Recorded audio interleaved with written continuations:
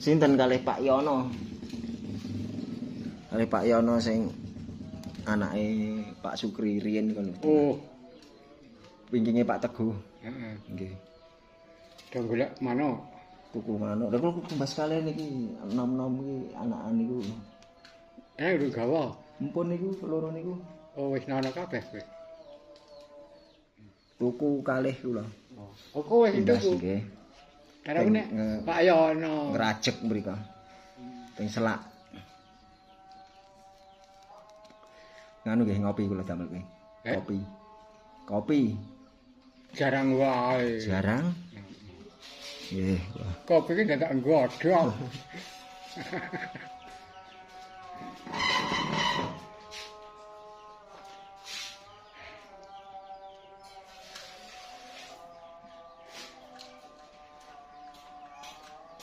Panase jan temenanan. Ya pedak. Ya bodoke teng mriki. Gelas tak gede. Gelas gede ben anyes. Kula gede-gede. Dareng ngajahi mamang kula. Oh, kasihan ora gelem masak-masak. Nah, nggih kula to, Bu. Awang tamu kok nasa-asa nggih mboten wangun. Ana biasa no biasa nang kene kok. Oh. Bar tanduri nganu ajeng tanduri napa? Lombok. Ambuh iso. Nganu. Alah sukute mundhek tenan. Gak tak mau ora. Mbako Wong arep tak kon ngerti kok ya ora gelem. ndalen apa? Ambuh. Dene malah ngulon-ngulon tok. Ana ulone paling. Eh? Ana ulone, enten ulone. No.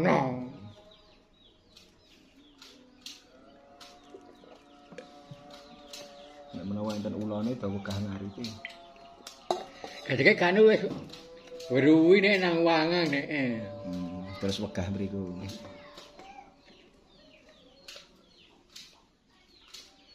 Lah pirang kotak to ngene. Engko kuwi mung sak kotak tak pertelu wis kok. Oh pun dibagi telu. Heeh. Sing garap nggih jenengan sedanten. Ayo udu ya anak-anak. Anak-anak. Anake kabeh. Lah kok mboten cok liwat mriki. Liwat kene kok nek pitenya nang kono kuwi kok. Omahe sik Oh saya wedok nika. Sing cok mriki. lanang wedok. Lanang wedok. Wah, sing wong dhuwur pundi mriko? Sumang dhuwur nika ta? Heeh. Nggih. Ngene asem. Asem nggih. Nek karo kulon kan nang wit asem wis ketok wong mbiyen ana wit asem kawak. Sumang sing dhuwur enten mbiyen kan Pak Legi nika nggih enten ngarepe. Kon Pak Legi. Kok nek Pak Legi? Sing aseme pun diketok nika. Kan ning anu. Ngarepe. Nek sapa? Ben diduk niku lho. Hah. Neyeti. Oh, nggih mungkin. Neyeti sing ucuk kawak dhuwur. Nggih. Heeh. Kula Nek legi lak kidule omahe. kidule nggih. Iki sing ana wit asem gedhe ya mung ning ngarepe anakku iki. Sing berarti akeh cilike jenengan pun enten niku. Wes, Wis galeh nggih. wes. Nang asem ki ora mesti to galeh ora ki. Gedhe ya kadang nggih mboten enten nggih. Heeh. Cilikake nek pancen ana galihe ya ana wong carane galeh ngono ki rak padha karo jimat to. Nah, mboten ngertos kula ya mungkin jimat. Kaya ning Nah, segi tongkat gawe tesbih Heeh. niku ta.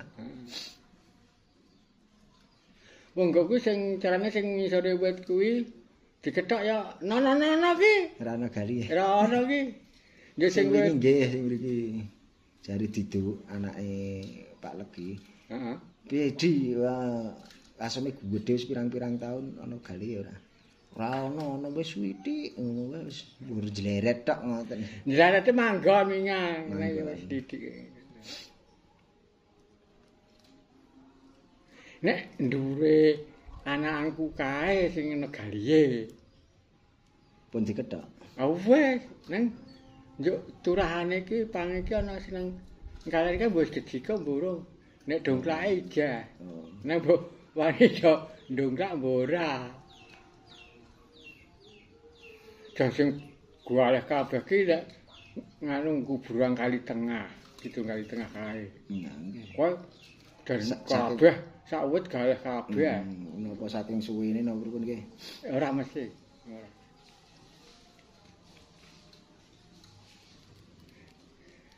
Atine gek sing gandha pang kuwi mbiyen diketok Pak jenate Pak Mul katene ana galian. Sing ngetok sinten? Pak Mul. Ah, jaman riyen nggih. Heeh. Aku lho orang menangi. Urung. Kok tekan ana galian mangkono wis semene. Ah, nggih. Maksudnya pojokan lapangan ya. Heeh.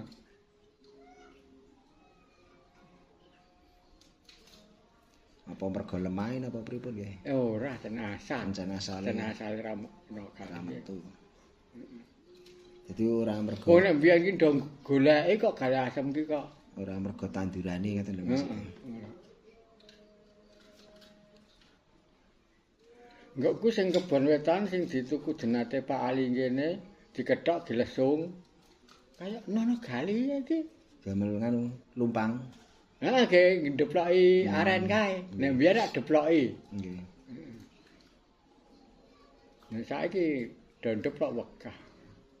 Zaman biyen padahal pajeng pinten, Pak? Nek Hah? wit gedhe ngoten niku.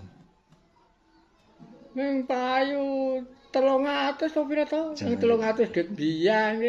Wis kathah nggih. Heeh. Saiki ya mung telung nganu. 3 juta.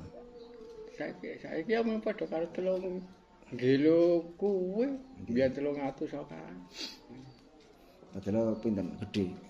Gedhe wong tak rangkul ra ketangkul kok. Lah sing nek gelombang niku ra njaluk sing gedhe to. Nggih. Sing deplok.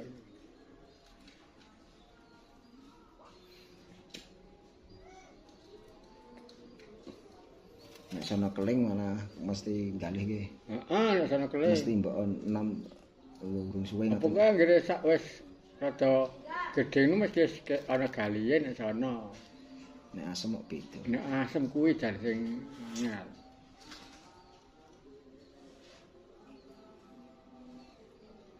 Sing mriku nggih enten iki kidule jenengan pojok. Nek sapa? Wit asem siji mriku niku. Belum tahu kok. Sawah nggih. Niki lho sawah Oh, sing mriki. ngiyudan kuwi. Ngiyudan, nggih. Lar ngiyudan, heeh. Sawah. Sawah. Nek kan yo wis kena PT. Wis dituku saking ngarep tekan mburi nggih. Heeh. Dituku Pak. Nika pun mentok nganu, Pak. Hah? Pun mentok kali mriko. Urung, Dereng sing Urung. kali mriko dereng Urung. diketumbas. urung. Ijeh naka kotak ngidule to kalen. Oh. Itu kan omah sing lor dhewe iki udan Ha iki. iya. Ya tekane Pak Madi kuwi. Bisa. Wis bates e kuwi. Nang kuwi kok urung dibangun dhewe. Aduh, Pak. Nek bagi-bagi do wis dadi batang-batang. Itu bagi bangunan apa radong.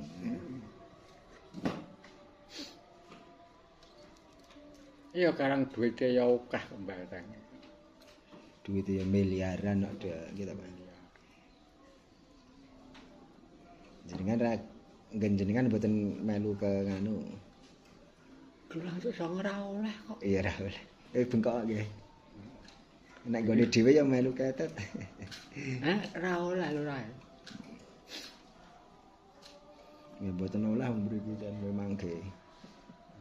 Ngene engko njuk wong-wong ki do nang gogok ngendi ngono. Lah nggih. Nek ndak sing iki ora mung gari desane sing urung kena. Sing liyan-liyane sawahe pun nggih. Wes, Termasuk kidul sing kidul. Kidule ya wis. Lar mriki. Sing lor-lor mriki sing dereng. sing kidul desa sing urung mengi Pak Muntari dene angkoh ra oleh. Kon ngidoli Mboten ditumbas aman jiwa. heeh. Adijoli endi ya? Ngono kuwi pinggir dalan manut rong kesuk adijoli 3 kesuk ora oleh njaluk 4 kesuk. Nah aku ya milih kene, milih pinggir Pinggir dalan. dalan nggih. Heeh. Oh alah, goblok Pak Muntari kok. Ya paling pengangene sesuk ben undakane jeli 4 kesuk 5 kesuk ngono paling ya. Ah, ora Lakon ngono kuwi. Nek menapa to, Pak? Wong mriko nggih Mungkin selesai wis ora oleh ya wis kok jurang kok. terus mandek mboten royak terus. Ora doyak kok nek wis oleh ora doyak.